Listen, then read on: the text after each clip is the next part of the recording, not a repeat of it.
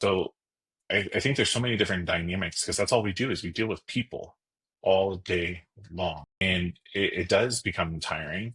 And there are times that I want to, karate chop somebody in their throat and tell them that they're crazy. But you have to have that calmness because as soon as you show your cards, if you will, then I think the whole game shifts and changes, and it's because of how you approached it, and it's how you're leading people. So, like when you're in that chaos, holding those cards, like what does that really mean? Like, how can you give an example of what holding back those cards truly mean? Give a real life example of what holding the cards truly means when you really want to be screaming at the top of your lungs. So, I mean, I think it's people want to like jump to an automatic answer or an automatic no, that's not right. So, um, for like example, right, we had a inspection where a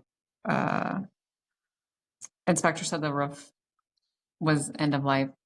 It's not end of life, and the buyer had a roofer come over that is known for overquoting and wanting roofs. So it was like $32,000, right? So that other agent was just like, "Yep, we're going to ask for a $30,000, increase or decrease. I'm sorry, or credit." And I think like showing the cards or whatever would be kind of flying off the hook, like you're absolutely nuts, never going to happen. Seller's not going to do it. Where try to take a different approach of, um, I think it would be beneficial to get some other opinions, right? Mhm. So got two other roofers that didn't know that they were being, against someone else, and they both said that it had 10 years left on it and they would not recommend replacing it.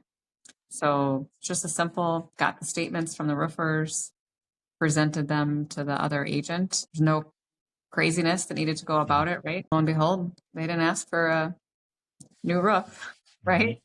But I think there's just a point where, like, if you would have called and gone off the roof or gone off the hook, that would have been bad. But right, if you know your people, if you keep your calm, you have all the supporting documents that support where you're coming from. Like, it just makes it a lot harder for that person to come back with that request, right? So really, just by staying calm, getting the facts, getting true costs, we're on track to close on time. And there's Mhm. no $30,000 roof that needs to be done.